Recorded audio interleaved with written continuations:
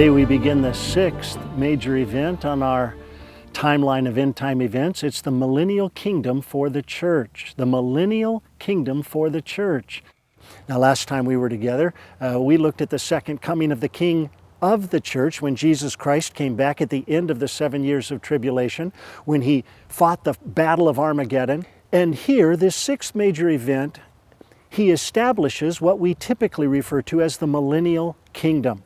According to Revelation chapter 20, verse 4, it speaks of the 1,000-year rule and reign of Jesus Christ on earth. Now, as we mentioned in our last episode, when Jesus Christ comes back to the earth, He doesn't come alone. He comes with you. He comes with me. In fact, Jude 1:14 says He comes with 10,000s of His saints. In Revelation chapter 19, verse 14, it says He's going to come with the armies of heaven, and we're going to be riding on white horses. Now, if you've never ridden a horse, just hang on. It's going to be all downhill. You won't have a problem. But we come back in our glorified bodies, according to Philippians chapter 3, verse 21, and we're going to rule and reign alongside of Christ for 1,000 years. Now, there are those who come out of the Great Tribulation in their physical or mortal bodies. We know in Zechariah 13:8, 1/3 of the Jewish population will be saved.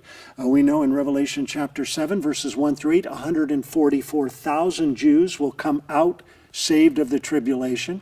And presumably, those who come out of the tribulation in their physical bodies will continue to procreate, that is, have kids, for that 1,000 years. So the earth will be repopulated rather quickly.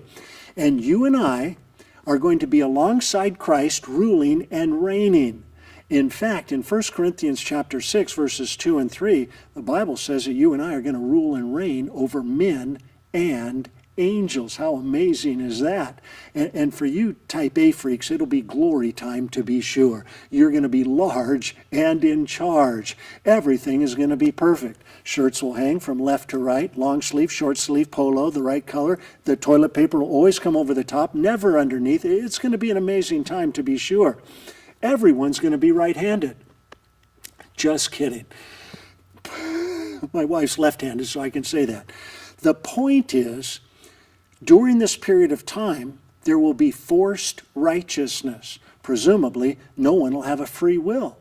And they will be forced to do what is right. And the world will become like the Garden of Eden. The lion will lay with the lamb. A child will reach into the hole of a snake and not be bit. It's going to be an amazing time, to be sure. Now, there's another aspect to this particular event that becomes pretty interesting, and that deals with the Old Testament saints.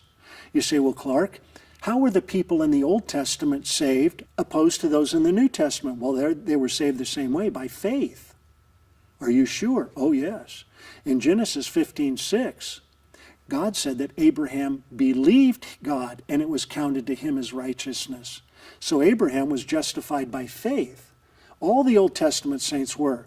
So those Old Testament saints who died by faith in God's promise of the coming Messiah are going to be resurrected from the dead at the end of the tribulation, at the beginning of the Millennial Kingdom, according to Daniel chapter 12, verses 2 and 3. You say, well, Clark, why is that so significant? Well, because I personally believe, and this is my own personal opinion, that the marriage supper of the Lamb will not happen in heaven during the 7 years of tribulation. It would seem that it happens on earth during the Millennial Kingdom. What makes you think that? Well, because in Matthew chapter 8, verse 11, the Bible says that you and I are going to sit with Abraham, Isaac, and Jacob.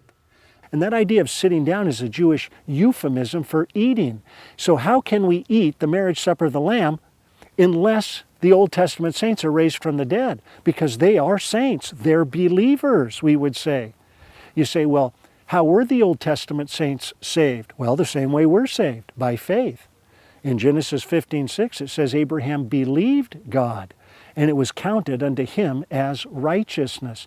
So they were saved by faith looking forward to the promise of God's Messiah. We're saved by faith looking backwards to the promise of God's Messiah. And so we believe that this marriage supper of the Lamb will happen during the millennial kingdom on earth. And what a glorious time it's going to be. I can't wait when we get our brand new glorified bodies.